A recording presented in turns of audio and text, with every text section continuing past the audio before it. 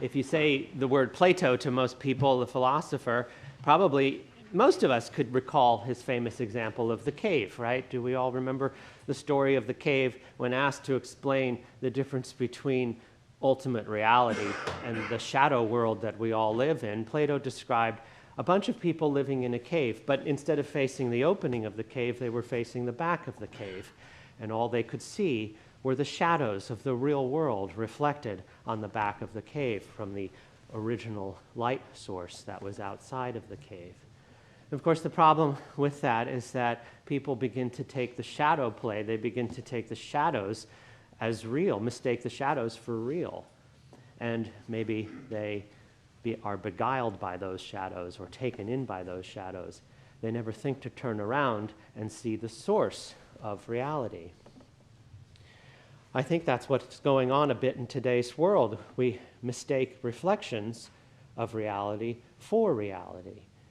We only have to look at what's going on in Europe right now to see a man who's beguiled by the reflection of a history, of a greatness that he imagines, and that he is taking concrete steps now to make real. Churches can be beguiled too. The Eastern Church, we might say, takes its tradition as reality. The Roman Catholic Church, we might say, takes its authoritarian central role of the Pope as its reality. And Protestantism might be accused of taking the individual as the ultimate reality. Today's readings are talking about an encounter with this reality and the glory that is ultimate reality. Moses' face is said to shine, which literally means it shoots forth beams when he comes down from an encounter with the glory of God. And the Israelites are afraid of those beams. They're afraid of the reflection of God's glory that they see in Moses' face. At the story of the Transfiguration, which we read today in Luke, Peter, John, and James see Jesus in his glory. Peter's not so much afraid when he sees Jesus in his glory, but he does something foolish, which I'll come back to. The Transfiguration of Jesus forces us to understand that there's a difference between a reflected glory, those shadows on the back of the cave that can beguile us and fool us, and the glory that is original and should be paid attention to. Peter's on the verge of making that mistake, of confusing those two glories, when a voice comes from the cloud and says, this is my son. Hear him. Moses had a glory. We see it. We see it in today's reading from Exodus. It's the reflected glory of God. So the law that Moses gave also has a glory, a reflection of God's glory. Elijah, the chief of the prophets, has a glory. He was taken up in a whirlwind. But again, it's a reflected glory. The voice from the cloud is saying that the Son of God has a glory that is unique and is all his own. And so if the words we hear today sound familiar, it's because we heard them. This is the third time we're hearing them. We hear them in Advent. We hear them at the beginning of Epiphany, the season of Epiphany, which draws to its end today. We hear the voice of God the Father saying, "You are my Son." And so what we're asked to do is the same thing that the voice asks Peter, James, and John to do, which is to listen to him, to listen to the Son, to listen to God's Son. Now, I said that Peter made a mistake, and it's a mistake that all of us make, and that is to make the mistake of taking the reflection for the reality. Peter says to Jesus, "Master, it's good for us to be here. Let us make 3 dwellings, one for you, one for Moses, and one for Elijah." And then Luke adds a little coda to that, not knowing what he said. Well, what is Peter trying to do here? Well, he sees the glory in all 3 men, and he assumes that they are equal in their glory. And so he's trying to equalize them. He knows that they're all his superiors, so he offers to do something. He offers to serve them. He offers to build them places to dwell. What Peter is saying is, symbolically, he's saying, well, the law, the prophets, and the Messiah, the Son of God, they all must be equal. And so the voice of God corrects him, saying, no, this is my son, not Moses, not Elijah. This is my son. Listen to him. Not so much the law and not so much the prophets. If they have anything to say, it's about him. So listen to him.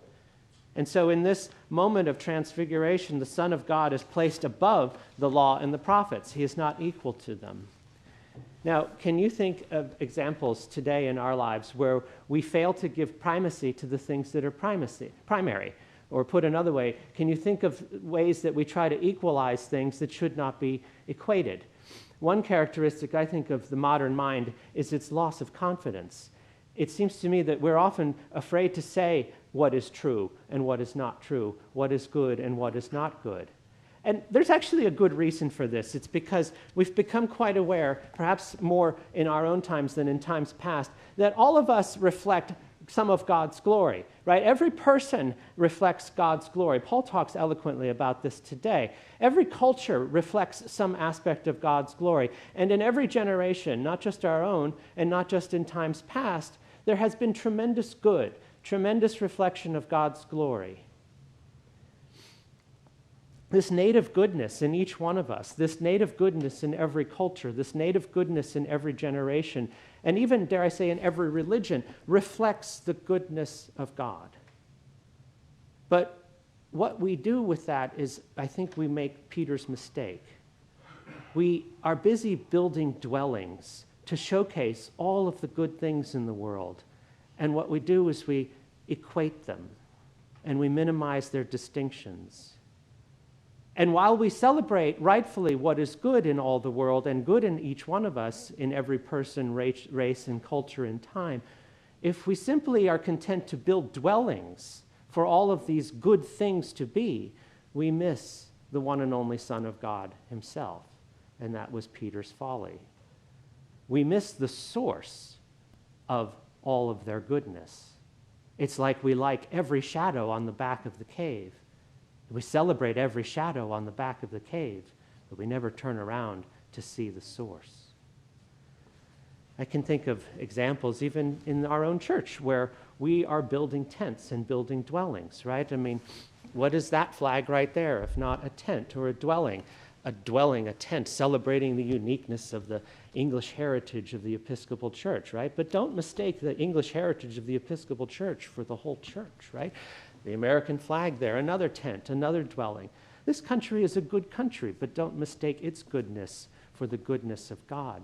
Don't make it fight with other tents, other dwellings, other flags in a rivalry about whose is better. Even that cross up there can be used as a symbol to become dominant, right? To say our religion is superior to all other religions. I don't really care about my religion. What I care about is Jesus. What I care about is Jesus Christ. Now, the cross, whether it's a piece of brass like that one, does tell us something. The cross of Jesus Christ reveals the uniqueness of Christ. Suddenly they saw two men, Moses and Elijah, talking to him. They appeared in glory and were speaking of his departure, which he was about to accomplish at Jerusalem. The King James Version makes it a bit more clear what is being spoken of here. In the King James translation, it says that they spake of his decease. Moses and Elijah show up at this moment of the transfiguration to talk to Jesus about his death, to talk to Jesus about his cross. And this is why we must never let the cross become just a symbol, another cultural or religious artifact. If it becomes that, if that's what it is for you, then please tear it down, right? Like the Puritans did, or like the old Protestants. Like let's get rid of these tents. Let's get rid of these dwellings. Let's get rid of these symbols that divide us. The cross must not be a cultural or religious artifact that we use to beat each other up with. The cross must only ever show us what is good and unique about Jesus Christ. And it must show us that he was much more than simply a good and great man. The cross must show us that while Christ's life unfolds in history and was part of history, and that he was of his own people, the Jewish people, that Jesus is above history, and that he is beyond the Jewish people, that he is Lord of history and Lord of all. In other words, everything else is the reflection and Jesus is the reality. And so what we, I think, are called to do is we are called to celebrate the reflected glory of God in each one of us, in all of our faces, unveiled, in all of our cultures, in all of our races, in all of our times. We are called to celebrate all that is good in this world, but at the same time, we are not called to dwell in those tents. We are called to invite people to meet the source, to turn around and see the source. Literally, that is the meaning of the word repent. We are called to turn around and see the source, Jesus Christ. People are afraid, as I've been saying in this sermon, people are afraid of the exclusive claims of Christianity, and they're afraid of those exclusive claims for good reason, because they don't want to say that their particular tent that they may have been born into by accident of birth, they don't want to say that their tent or their dwelling is better than anyone else's. And that's not what I'm preaching. I don't want you to mistake me. I'm not saying that our Christian tent, our Christian church is better than anyone else's. What I am saying is that if we dwell too long in these tents, or if we take too much pride in them, we'll see what's happening in Europe today happen in our own land and in our own lives, which is that we will fight for each other. We will fight for our own tents, and we will fight to destroy others. As I said, I'm not so much concerned with Christianity's exclusive claims as I am with Christ's exclusive claims. Christian culture, even Christian religion, I am prepared to set aside, but Christ I am not prepared to set aside. Christ has an exclusive claim on me and my life that no church and no government and no other man or woman, even if he or she appears to me in glory like Moses and Elijah, can make. Only Jesus can make that exclusive claim on my life. So if you belong to Jesus Christ in this way, the whole world is open up to you. The whole world is open to you now. You see the source. You've beheld the source, and you cannot unsee the source of all of those shadows. And so the whole world is now yours. Jesus says, when I am lifted up from the earth, I will draw all people to myself. And that is what we mean when we say we belong to Jesus. That is what we mean when we read these words again and again, that this is my beloved Son, my only Son, my chosen. Listen to him. And so I bid you turn around. Stop looking at the shadows, as beautiful as they may be. Seek the source. See the source. And you will be saved.